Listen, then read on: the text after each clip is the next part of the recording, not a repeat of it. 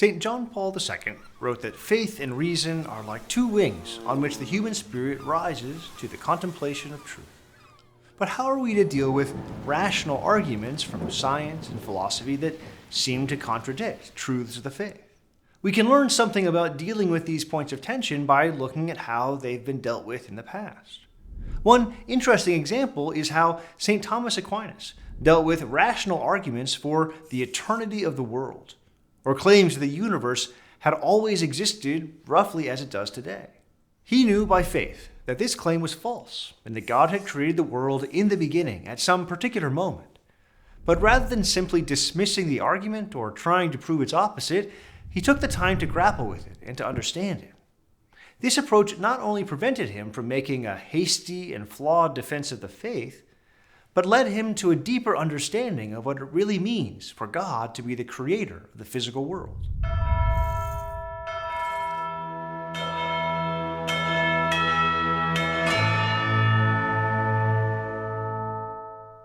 While Aristotle's name was highly regarded in the Latin-speaking world of medieval Europe, most of his writings and those of other ancient Greek philosophers had been lost over the centuries. It was only during Aquinas' lifetime in the 13th century that many of these works were rediscovered and translated into Latin through interactions with the Arabic and Byzantine worlds. Of particular interest were Aristotle's works on the natural world and the Arabic commentaries on them. These provided Latin-speaking scholars with profound new insights into thinking about the physical order. That being said, Aristotle was a pagan who had lived centuries before the time of Christ. Some of his claims were found to directly contradict Christian doctrine as revealed in the scriptures, including his proof that the universe is eternal. In Aquinas' time, this idea led to a variety of responses. On the one hand, some thinkers found Aristotle himself to be so compelling that they presumed he had to be right, even if his claim contradicted the faith. Others, confident in the truth of the faith that God had created the world in the beginning, tried to support the Christian doctrine by arguing that it was rationally necessary for the world to have had a beginning. Aquinas took a more subtle approach. He was confident that Aristotle's claim was wrong, and that Christian revelation was correct. The Earth's history was, in fact, finite. But he wanted to know exactly how the reasoning of Aristotle was wrong. Additionally, he thought that the defense of the faith being put forward by his contemporaries misunderstood the depths of God's creative power. First, Aquinas dealt directly with Aristotle's argument for the eternity of the world. Roughly speaking, this argument was rooted in Aristotle's belief that the heavens, the sun and the moon and the planets and the stars, were set in fixed spheres that rotated around the earth with motion so perfect and so consistent that they had to be incorruptible and undecaying.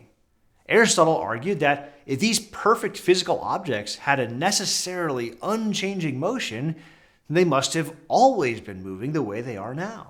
So the world must have always existed, without beginning or end. Now, Aquinas also believed that the heavens are incorruptible and necessary. But he responded that even if no natural power could create or destroy that sort of perfect physical being, its perfection still depended on some higher principle. It could be brought into existence with all of its perfection and necessity whenever God pleased. Then Aquinas turned to the arguments his contemporaries put forward to defend the faith. They tried to prove by reason that the physical world necessarily had a beginning in time, some first moment of existence. So these fell into two broad types of arguments. One focused on the simple impossibility of an infinite past time. This would imply that there were an infinite number of days before today. But if time flows at a finite rate, they argued, it would be impossible to traverse that infinite number of days to get to today. To this, Aquinas argued that while yes, there would be an infinite number of past days before today, no finite thing would ever have to traverse them all, because we always traverse from some fixed moment to another. Any day in the past we actually tried to consider would only be a finite, though perhaps absurdly large, distance in the past, with an infinite number of days before it. While there would be an infinite number of days in the past, no particular day we could imagine would ever be an infinite amount of time from today. As a side note, while Aquinas is grappling with the possibility of such a succession of infinities can be hard to handle at first, this is the same sort of subtle thinking that arose centuries later, when mathematicians would deal with infinities and infinitesimals in the development of the theory of limits in calculus. Now, a second type of argument that Aquinas' contemporaries put forward was built on the claim that we could rationally prove that the world was created, something Aquinas in fact absolutely agreed with. The difference was that they thought that the very idea of being created, that is, of God being the cause and creator of a physical thing, required that there be some specific first moment in time when God did cause and create it. If things were created ex nihilo, from nothing, there had to be some moment when that nothing first became something. Aquinas argued that this line of reasoning treated God too much like a natural cause, which necessarily worked from moment to moment in time. He understood God's activity, his creation and efficient causality, to be immediate and atemporal, to depend on no prior principle or condition, whether in the created order or in God himself.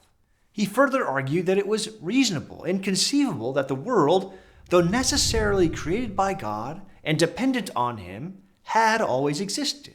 Such an everlasting created world would still be distinct from, less than, and dependent on the eternity, the will, and the love of God as its creator.